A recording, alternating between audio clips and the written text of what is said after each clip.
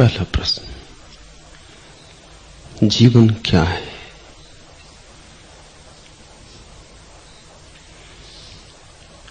ऐसे प्रश्न सरल लगते हैं, सभी के मन में उठते हैं,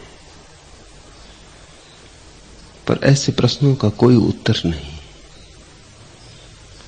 ऐसे प्रश्न वस्तुतः प्रश्न ही नहीं है, इसलिए उनका उत्तर नहीं। जीवन क्या है, इसका उत्तर तभी हो सकता है जब जीवन के अतिरिक्त कुछ और भी हो। जीवन ही है, उसके अतिरिक्त कुछ और नहीं है। हम उत्तर किसी और के संदर्भ में दे सकते थे, लेकिन कोई और है नहीं, जीवन ही जीवन है। तो न तो कुछ लक्ष्य हो सकता जीवन का, न कोई कारण हो सकता जीवन का। कारण भी जीवन है और लक्ष्य भी जीवन है। ऐसा समझो, तुमसे कोई पूछे किस चीज पर ठहरे हो, तुम कहो छत पर। और छत किस पर ठहरी है, तो तुम कहो दीवालों पर। और दीवालें किस पर ठहरी हैं, तो तुम कहो पृथ्वी पर। और पृथ्वी किस पर ठहरी है, तो तुम कहो गुरुत्वाकर्षण पर। और ऐसा कोई पूछता चले, गुरुत्वाकर्षण किस पर ठहरा है, तो चांद सूरज पर, और चांद सूरज तारों पर। और अंततः पूछे कि ये सब किस पर ठहरा है, तो प्रश्न तो ठीक लगता है, भाषा में ठीक जचता है, लेकिन सब किसी पर कैसे ठहर सकेगा? सब में तो वही भी आ गया जिस पर ठहरा है। सब में तो सब आ गया, बाहर कुछ बचा नहीं। इसको ज्ञानियों ने अति प्रश्न कहा है। सब किसी पर नहीं ठहर सकता, इसलिए परमात्मा को स्वयंभू कहा है, अपने पर ही ठहरा है। अपने पर ही ठहरा है, इसका अर्थ होता है किसी पर नहीं ठहरा है। जीवन क्या है तुम पूछते, जीवन जीवन है, क्योंकि जीवन ही सब कुछ है। मेरे लिए जीवन परमात्मा का पर्यायवाची है। लेकिन प्रश्न पूछा है, जिज्ञासा उठी है, तो थोड़ी खोजबीन करें। अगर उत्तर देना ही हो, अगर उत्तर के बिना बेचैनी मालूम पड़ती हो, तो फिर जीवन को दो हिस्सों में तोड़ना पड़ेगा। जिनने उत्तर दिए उन्होंने जीवन को दो हिस्सों में तोड़ लिया। एक को कहा यह जीवन, और एक को कहा वह जीवन। यह जीवन माया, वह जीवन सत्य। इस जीवन का अर्थ फिर खोजा जा सकता है। इस जीवन का अर्थ है उस जीवन को खोजना, इस जीवन का प्रयोजन है उस जीवन को पाना। यह अवसर है, मगर तब जीवन को बांटना पड़ा। बांटो तो उत्तर मिल जाएगा, मगर उत्तर थोड़ी दूर तक ही काम आएगा। फिर अगर कोई पूछे कि वह जीवन क्यों है, सत्य का, मोक्ष का, ब्रह्म का, फिर बात वहीं अटक जाएगी। वह जीवन बस है। लेकिन ये विभाजन काम का है, कृत्रिम है, फिर भी काम का है। अपने भीतर भी तुम इन दो धाराओं को थोड़ा पृथक पृथक करके देख सकते हो, थोड़ी दूर तक सहारा मिलेगा। एक तो वह है जो तुम्हें दिखाई पड़ता है, और एक वह है जो देखता है। दृश्य और दृष्टा, ज्ञाता और ज्ञेय, जानने वाला और जाना जाने वाला। उसमें ही जीवन को खोजना जो जानने वाला है। अधिक लोग उसमें खोजते हैं जो दृश्य है। धन में खोजते, पद में खोजते, पद और धन दृश्य है। बाहर खोजते, बाहर जो भी है सब दृश्य है। उसमें खोजना जो दृष्टा है, साक्षी है, तो तुम्हें परम जीवन की स्फुरना मिलेगी। उसी स्फुरना में उत्तर है। मैं उत्तर नहीं दे सकूंगा, कोई उत्तर कभी नहीं दिया है।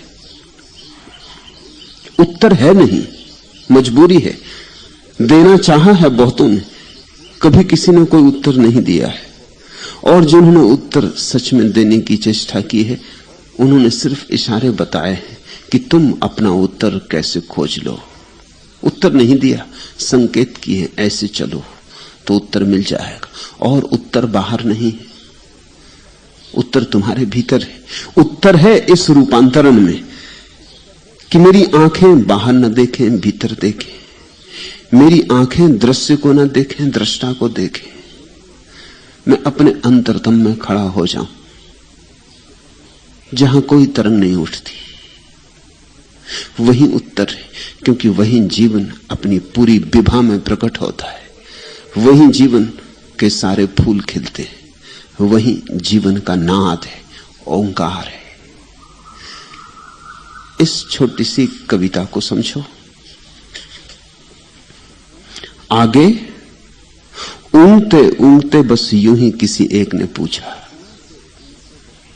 आगे भी पुल था, वही पुल था, वही पुल। नीलमी रात दहकती थी जहां नीचे, बहुत नीचे जमी पर। इस कदर नीचे कि झुककर अगर आवाज भी दो, चूर हो जाए वह आवाज भी गिर के जमी पर। नीलमी रात दहकती थी वहां नीचे, बहुत नीचे जमी पर। और दोपहर का पारा था, बरसता था फलक से। मैं कई सदियां चलता रहा पुल पे, मगर दूसरा कोई सिरा पुल का नजर आया ना मुझको। आखिर सा बैठ गया थक के, बस एक सांस की खातिर। पल को सुस्ता के उठा, बस की सोचा था उठूं। पांव को पुल से हटाया तो हटा पाया ना पांव। हाथ से पांव छुड़ाया तो मेरा हाथ न छूटा। वह तिलिस्मी था कोई पुल कि मेरा जिस्म चिपकने सा लगा था। और पुल के, उसी पुल के कई दांत से अब उगने लगे थे। एक ने लंबी जम्हाई ली और कहा झूठ। दूसरी अच्छी सी कोई हो कहानी तो सुनाओ। मैंने कुछ सोच के फिर एक कहानी थी शुरू की। और शहजादा कई कांच के दरवाजों से गुजरा। पहले दरवाजे से दो पांव नजर आए परी के, नीलमी हौज में डूबे हुए दो गोरे कमल से। दूजे दरवाजे से एक हाथ नजर आया परी का, संगे मरमर पे महकता हुआ एक फूल पड़ा था। तीजे दरवाजे से भी पीठ ही नजर आई परी की। चौथे दरवाजे से भी चेहरा नजर आया न उसका। और शहजादा कई कांच के दरवाजों से गुजरा, कोई दरवाजा मगर हौज की जानिब न खुला। बापरे! फिर ऊँघने वालों ने अब जाग के पूछा। सिर्फ इतना ही नजर आया कि वह सोन परी कितनी सदियों से उसी हौज पर यूं बैठी हुई है। और शहजादा कई सदियों से उस शीश महल में हौज तक जाने का दरवाजा है जो ढूंढ रहा है। एक दरवाजा उसी हौज पे खुलता था। मिला? बीच में चौंक के यूं पूछा किसी ने। हां मिला। और शहजादा परी तक पहुंचा। अब के आवाज में उम्मीद थी, ताकीद भी थी। हां वह पहुंचा तो मगर, हां मगर सब अंग थे उस हूर के, बस चेहरा नहीं था। धत तिल मिलाकर कहा एक ने, सब झूठ। जिंदगी सच है कि झूठ ही लगती अगर अफसाना न होती। जिंदगी सच है कि झूठ ही लगती अगर अफसाना न होती। वो जो दृश्य का जगत है, एक कहानी जो तुमने रची और जो तुमने तुमसे ही कही, एक नाटक है जिसमें निर्देशक भी तुम, कथा लेखक भी तुम, अभिनेता भी तुम, मंच भी तुम, मंच पे टंगे पर्दे भी तुम और दर्शक भी तुम। एक सपना है जो तुम्हारी वासनाओं में उठा और धुएं की तरह जिसने तुम्हें घेर लिया। एक तो जिंदगी यह रही, दुकान की, बाजार की, पत्नी बेटे की, आकांक्षाओं की, संसार जिसे कहा है। और एक जिंदगी और भी है, वह जो भीतर बैठा देख रहा है, देखता है कि जवान था अब बूढ़ा हुआ, देखता था कि तमन्नाएं थी अब तमन्नाएं न रही, देखता था कि बहुत दौड़ा और कहीं न पहुंचा, देखता था, देखता रहा है, सब आया सब गया, जीवन की धारा बहती रही बहती रही। लेकिन एक है कुछ भीतर जो नहीं बहता, जो ठहरा है, जो थिर है, जो अडिग है। वह साक्षी, एक जीवन वह है। बाहर का जीवन भटकाएगा, भरमाएगा, उत्तर के आश्वासन देगा और उत्तर कभी आएगा नहीं। भीतर का जीवन ही उत्तर है। तुम पूछते हो जीवन क्या है? तुम्हें जानना होगा, तुम्हें अपने भीतर चलना होगा। मैं कोई उत्तर दूं, वो मेरा उत्तर होगा। सांडिल्य कोई उत्तर दे, वो सांडिल्य का उत्तर होगा। वो उन्होंने जाना, तुम्हारे लिए जानकारी होगी, और जानकारी ज्ञान में बाधा बन जाती। जानकारी से कभी जानना नहीं निकलता, उधारी से कहीं जीवन निकला है।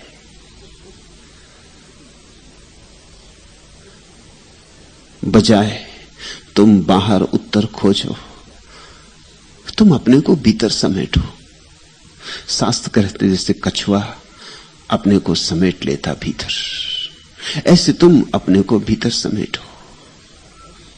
तुम्हारी आंख भीतर खोले और तुम्हारे कान भीतर सुने और तुम्हारे नासापुट भीतर सूंघे और तुम्हारी जीभ भीतर स्वाद ले और तुम्हारे हाथ भीतर टटोले और तुम्हारी पांचों इंद्रियां अंतर्मुखी हो जाएं। जब तुम्हारी पांचों इंद्रियां भीतर की तरफ चलती, केंद्र की तरफ चलती, तो एक दिन वह अहोभाग्य का क्षण निश्चित आता है जब तुम रोशन हो जाते हो, जब तुम्हारे भीतर रोशनी ही रोशनी होती, और ऐसी रोशनी जो फिर कभी बुझती नहीं, ऐसी रोशनी जो बुझ ही नहीं सकती, क्योंकि वह रोशनी किसी तेल पर निर्भर नहीं, बिन बाती बिन तेल, अकारण है। वही जीवन का सार है, वही जीवन का क्या है। उत्तरों में नहीं मिलेगा समाधान, समाधि में समाधान है। दूसरा प्रश्न, सांडिल्य ऋषि के संबंध में कुछ कहें, जिनके भीतर से ऐसे अपूर्व सूत्रों का जन्म हुआ, उनके संबंध में कुछ जानने का मन स्वाभाविक है। सांडिल्य ऋषि के संबंध में कुछ भी ज्ञात नहीं। किस ऋषि के संबंध में कुछ भी ज्ञात है? कोई लकीर नहीं छोड़ी, पद चिन्ह नहीं छोड़े। अच्छा ही किया है, नहीं तो तुम्हारी आदतें व्यर्थ में उलझ जाने की। सांडिल्य ऋषि कहां पैदा हुए, इससे क्या सार होगा? पूरब में पैदा हुए कि पश्चिम में, उत्तर में पैदा हुए कि दक्षिण में, क्या फर्क पड़ेगा? इस गांव में पैदा हुए कि उस गांव में, क्या फर्क पड़ेगा? सांडिल्य ऋषि के पिता कौन थे, उनका नाम क्या था, क्या फर्क पड़ेगा? आबा साडा कोई भी पिता रहे हो। कितने दिन जिए, 60 की 70 की 80 की 100 की 150 साल, क्या भेद पड़ता है? इतने लोग जी रहे हैं। 70 साल जियो तो पानी में चला जाता है, 700 साल जियो तो पानी में चला जाता है। सपना ही है, कितना लंबा देखा। इससे क्या भेद पड़ेगा? जागने पर पाओगे कि सपना लंबा था कि छोटा था, सब बराबर था, क्योंकि सपना सपना था।